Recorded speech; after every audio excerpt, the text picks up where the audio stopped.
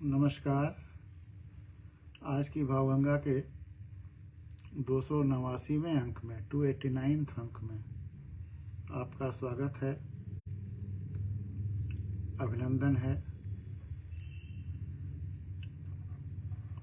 आज 14 जनवरी मकर संक्रांति की शुरुआत हो गई है, थोड़ा कल भी रहेगा, तो मकर संक्रांति की ढेर सारी शुभकामनाएं।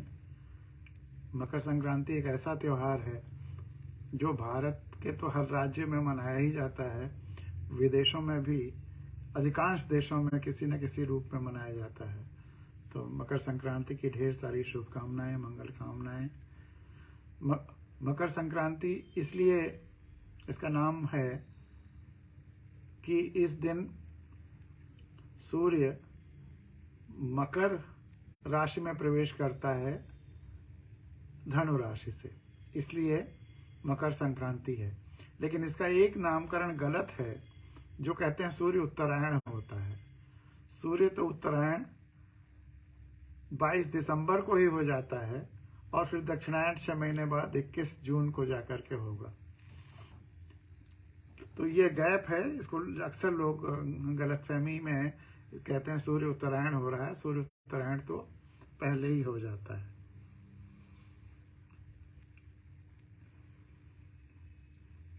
इसको लोहड़ी भी कहते हैं, पोंगल, क्या क्या नाम, हर अलग अलग प्रदेशों में अलग अलग नाम हैं।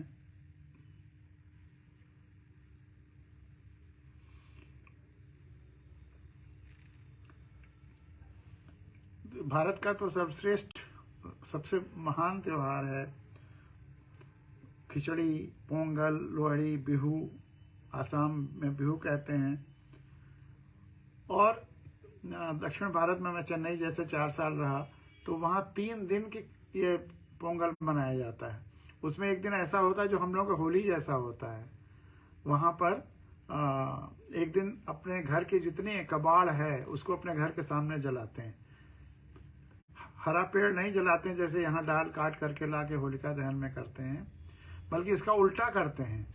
एक दिन पोंगल, एक दिन वो जितना कबाड़ है उसको जलाना, शुद्धता, सफाई, और एक दिन हर व्यक्ति पेड़ के नीचे जाके रहेगा सुबह से शाम तक।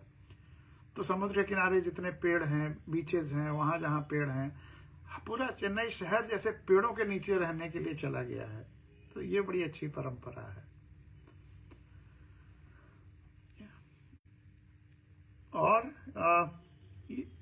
देश के अलावा दूसरे देशों में भी इसको मनाया जाता है।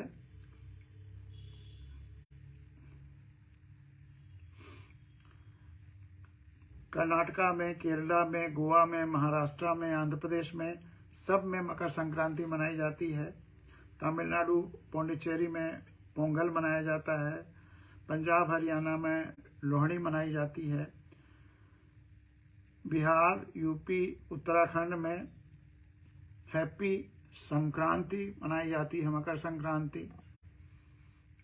गुजरात, दीव और दमन में हैप्पी उत्तरायण मनाते हैं। लेकिन उत्तरायण दरअसल 22 दिसंबर को हो जाता है, लेकिन शायद उस समय इतनी ठंडक रहती होगी कि जब थोड़ा सूरज में कुछ गर्मी आए तब इसको मनाएं। हिमाचल में माघ साजी मनाते हैं। कुमायूं में घुघुटी मनाते हैं। उड़ीसा में मकर चौला मनाते हैं। पूर्वांचल, ईस्टर्न यूपी और उधर बिहार, उत्तरी बिहार में खिचड़ी मनाते हैं। बंगाल में और नॉर्थ ईस्ट में पौष संक्रांति मनाते हैं। आसाम और नॉर्थ ईस्ट में माघ बिहू मनाते हैं।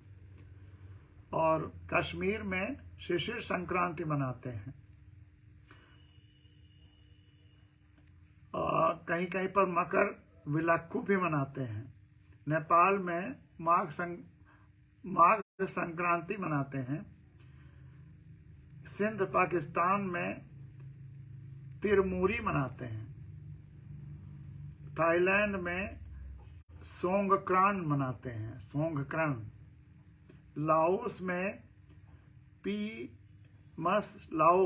पीमसलाओ मनाते हैं।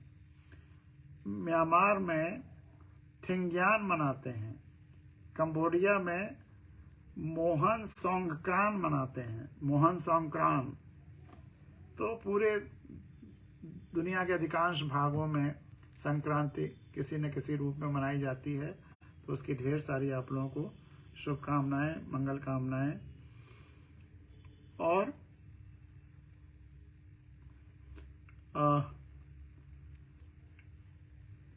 12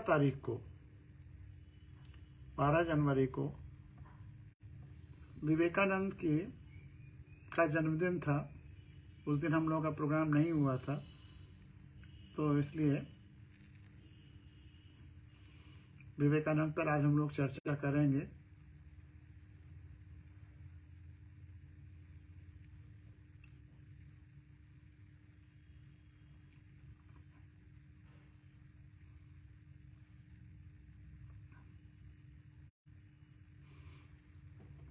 बारह नहीं, 13 जनवरी को, कल विवेकानंद का जन्मदिन था।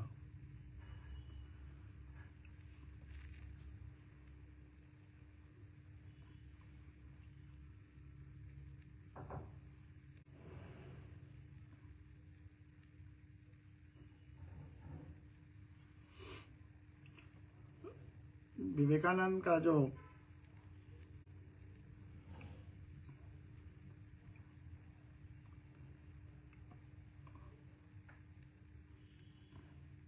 अमेरिका में स्पीच है, वो तो शिकागो में धर्म सम्मेलन में, वह विश्व प्रसिद्ध है। और उससे इनका नाम पूरी दुनिया में और फेमस हो गया। वैसे तो इनके गुरु रामकृष्ण परमहंस, उन्हीं से तो वही इतने प्रसिद्ध थे कि उनके शिष्य और प्रमुख शिष्य की वजह से और रामकृष्ण परमहंस अद्भुत व्यक्तित्व थे कि उन्होंने सारे धर्मों को अपना करके जितने धार्मिक पद्धतियां हैं सबके माध्यम से ईश्वर का या संपूर्णता को प्राप्त किया। सबके द्वारा संपूर्णता को पहुंचे और वह विरासत इनको मिली हुई थी। इसीलिए ये भी हिंदुत्व को भी खुली आंखों से देखते थे। सीमित हिंदुत्व नहीं था, संपूर्णता का हिंदुत्व था, जिस पे उन्होंने शिकागो में भी चर्चा किया है। खुलेपन के तो हिमायती थे, लेकिन किसी को चोट नहीं पहुंचाना चाहते थे। अगर कोई मूर्ति पूजा कर रहा है तो मूर्ति पूजा का भी विरोध नहीं करते थे। कहते थे ठीक है, जो तुम कर रहे हो, लेकिन थोड़ा समझ के करो। और समझना यह है कि जिस मूर्ति को तुम पूज रहे हो उसके माध्यम से पूरे ब्रह्मांड को समझो, संपूर्णता को समझो। वो संपूर्णता का प्रतीक है। अगर ईश्वर का प्रतीक वो मूर्ति है तो वो संपूर्णता का प्रतीक है, क्योंकि ईश्वर तो कण कण में व्याप्त है, संपूर्ण ब्रह्मांड में व्याप्त है। संपूर्ण ब्रह्मांड ईश्वर है, जीवन स्वरूप है।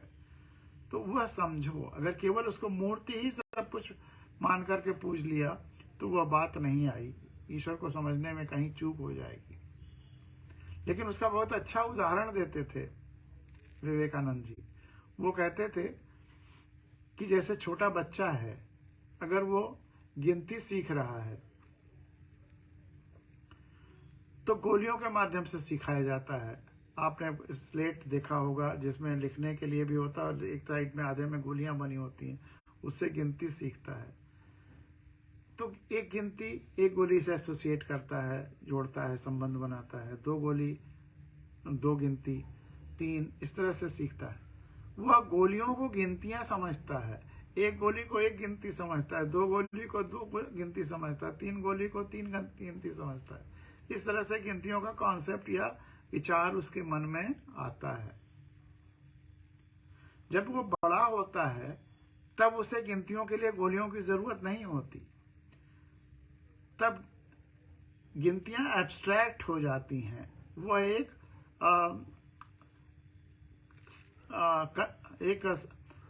उसको क्या कहेंगे, एक भाव बन जाती हैं। गिनतियां एक प्रतीक बन जाती हैं, वो गिनने का एक आयाम बन जाती हैं, फिर वो गोली से उसका कोई मतलब नहीं रहता, वो उससे परे चली जाती हैं, उससे वो ये अलग अलग फिर सिद्धांत जन्मते हैं। तो गिनतियां गोलियां नहीं हैं, गिनतियां तो एक कॉन्सेप्ट है, एक बड़े फलक पर सच्चाई है। वैसे ही ईश्वर संपूर्णता है, बड़े फलक पर सब कुछ है। लेकिन बचपन में सीखने के लिए, शुरुआती दौर में ईश्वर के कॉन्सेप्ट को समझने के लिए अगर उनके कुछ चित्र, उनकी कुछ मूर्तियां, किसी की महापुरुष की या अवतार की या किसी कोई किताब, या वो अगर एसोसिएट करता है किसी महापुरुष के द्वारा, या तो उसमें कोई बुराई नहीं है। लेकिन वहां पे रुकना नहीं है। जैसे आप दर्जा केजी या 1 में गिनतियां गोलियां से सीख रहे हैं, तो वहीं रुक जाइए, आगे की यात्रा ही ना हो, यह नहीं होना चाहिए। यात्रा लगातार होते रहना चाहिए। इसलिए विवेकानंद का ये कॉन्सेप्ट बहुत अच्छा है, जरूरी है, सबको समझना है। और दूसरी बात, वो अक्सर कहते थे कि हम जिन महापुरुषों को, संतों को, आध्यात्मिक व्यक्तित्वों को, या वाकई समाज के लिए जो करने वाले हैं संपूर्णता में, और जो प्रचलित हैं, जो बहुत ज्यादा प्रचारित हैं, वह सर्वोच्च कोटि के नहीं हैं। वो श्रेष्ठ हैं लेकिन सर्वोच्च कोटि के नहीं हैं। अधिकांश सर्वोच्च कोटि के जो महापुरुष या जो और हैं, जो इस सृष्टि को, धरती को चला रहे हैं, या जिनके साधनाओं से यह धरती चल रही है, हम उनको जानते भी नहीं। वो इतना, उन्होंने कभी कोशिश नहीं की वो उनको लोग जाने। और मनुष्यों के बारे में तो है ही, हम जीवित हैं, हमें जिंदा रखने के लिए सबसे ज्यादा तो पेड़ पौधों, वनस्पतियों, जीव जंतुओं ने किया है। और उनको हम कहाँ कितना ध्यान देते हैं, कितना क्रेडिट देते हैं। उस पर मेरी कविता है ना कि पुरस्कार, जानना भी एक पुरस्कार है, प्रोत्साहित करना है। तो पुरस्कार एक कविता है, उसको अगर मौका होगा तो आज आपके सामने रखेंगे।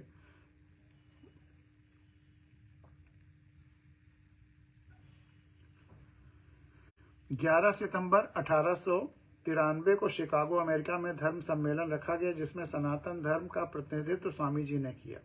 इसमें 3 प्रमुख बातें महत्वपूर्ण हैं। अमेरिका यात्रा के दौरान 30 वर्षीय स्वामी जी ने 54 वर्षीय टाटा जी से मुलाकात हुई, रतन टाटा से। बातों के दौरान स्वामी जी ने उन्हें भारत में स्टील फैक्ट्री और रिसर्च यूनिवर्सिटी स्थापित करने का सुझाव दिया। पानी के जहाज से गए होंगे रास्ते में, तो खूब चर्चाएं हुई होंगी। टाटा जी ने दोनों काम करके दिखाया। कहना नहीं पड़ेगा कि भारत की उन्नति में इन दोनों संस्थानों का कितना योगदान है। दूसरी प्रमुख घटना, हार्वर्ड यूनिवर्सिटी के प्रोफेसर जॉन हेनरी राइट से मुलाकात की है। जब जॉन हेनरी को पता चला कि धर्म संसद में स्वामी जी को प्रवेश की अनुमति परिचय पत्र के अभाव में नहीं मिल रहा है, तो उन्होंने कहा कि आपका परिचय मांगना ठीक उसी तरह से है जैसे सूर्य से स्वर्ग में चमकने के लिए उसके अधिकार का सबूत मांगना। तीसरी घटना धर्म संसद में अप्रतिम संबोधन से जुड़ी है। स्वामी जी ने अपने संबोधन में कहा, अमेरिका के भाइयों और बहनों, मैं आपको दुनिया की सबसे प्राचीन परंपरा की ओर से धन्यवाद देता हूँ। मैं आपको सभी धर्मों की जननी की ओर से धन्यवाद देता हूँ, और सभी जाति संप्रदाय के लाखों करोड़ों हिंदुओं की तरफ से आपका आभार व्यक्त करता हूँ। इसके साथ ही पाखंड रहित और वैज्ञानिक अवधारणाओं पर आधारित सनातन धर्म और वेदांत से स्वामी जी ने पूरी दुनिया को भली भांति परिचित कराया। स्वामी जी का प्रवचन न केवल स्वामी जी के लिए बल्कि सारी दुनिया के लिए अविस्मरणीय बना। स्वामी जी की धार्मिक साख का लोहा विश्व ने माना। गिरते स्वास्थ्य पर भारी असीम जोश ने स्वामी जी को सदैव सकारात्मक एवं आशान्वित रखा। उन्होंने एक बार कहा भी कि खुद को कमजोर समझना सबसे बड़ा पाप है। धर्म के पर स्वामी जी की राय सदैव बहुत व्यापक और समभाव की रही है। धर्म संप्रदाय को उन्होंने सद्भावना दुर्भावना का सबसे बड़ा और प्रबल कारण माना। धर्म के आधार पर सद्भावना होनी चाहिए, लेकिन कई बार लोग उसको सीमित समझकर दुर्भावना का कारण बना देते हैं। समाज को नियंत्रित करने में धर्म की सर्वाधिक भूमिका है, और धर्म फिर वहां उसका वही अर्थ है, सबसे जुड़ना। और सनातन धर्म में धर्म का अर्थ सबसे जुड़ने का ही है, तभी तो वसुधैव कुटुंबकम कहा गया, तभी तो सर्वे भवन्तु सुखिनः कहा गया। सच्चा धर्म वही है जिसमें सबको अपनाने की क्षमता हो। किसी का कोई आराध्य हो सकता है, हमसे पृथक धर्म ग्रंथ हो सकता है, किंतु उसी रूप में स्वीकार करना ही सर्वोत्तम धर्म है, और मानवता भी। जब धर्म में अविवेकी और बौद्धिक रूप से अंधे लोग सशक्त हो जाते हैं, तो यही धर्म समाज में अविश्वास और अराजकता फैलाने का साधन बन जाता है। उन्होंने ये भी बताया कि सत्य को 1000 तरीके से बताया जा सकता है, फिर भी हर एक सत्य सत्य ही रहेगा। इसका आशय यह है कि सबकी मंजिल एक होनी चाहिए। रास्तों की परवाह मत करो, चलने दो सबको पसंदीदा रास्तों से, चुनने दो सबको अपने मनोवांछित तरीका। अंत में सबको पहुंचना एक ही गंतव्य पे है, संपूर्णता पर ही है। उनका यह कथन भी विचारणीय है कि आत्मा से अच्छा कोई शिक्षक नहीं। दिल और दिमाग के टकराव में दिल की सुनो। कमजोर श्वास के कारण फिर बड़े स्तर पर प्रवचन करने में असमर्थ रहने लगे। 4 जुलाई 1902 को बेलूर मठ हावड़ा में स्वामी जी नश्वर शरीर को त्याग कर परब्रह्म में विलीन हो गए। उन्होंने अस्पृश्यता का भी सदैव विरोध किया और साथ ही मानवता का पोषण किया। उनकी विचारधारा से पूर्णतः वैज्ञानिक थी। उनका कहना था कि तर्क की कसौटी पर कस कर किसी बात को परखो, सत्य की कसौटी और तर्क की कसौटी पर कसो, फिर मानो। आंख मूंद कर सुनी सुनाई बातों पर विश्वास न करो। आत्मबल पर विशेष बल देते हैं। एक बार उन्होंने कहा था कि जो आप खुद पर विश्वास नहीं करते, तो आप भगवान पर विश्वास नहीं कर सकते। आखिर आप भी तो भगवान के ही अंग हैं। स्वामी जी के स्पष्ट विचारधारा और बहुत दृढ़ व्यक्तित्व के स्वामी थे। तो स्वामी विवेकानंद को हम लोग नमन करते हैं, प्रणाम करते हैं। और वो अक्सर कहा करते थे, उनका प्रमुख वाक्य इसीलिए कि उत्तिष्ठ जागृत प्राप्य वरान्य बोधतः, उठो जागो और तब तक मत रुको जब तक लक्ष्य की प्राप्ति न हो जाए। इसीलिए स्वामी जी के जन्मदिन को 1962 में भारत सरकार ने युवा दिवस के रूप में मनाने की शुरुआत की। तो ये युवा दिवस भी है क्योंकि युवाओं के शायद सबसे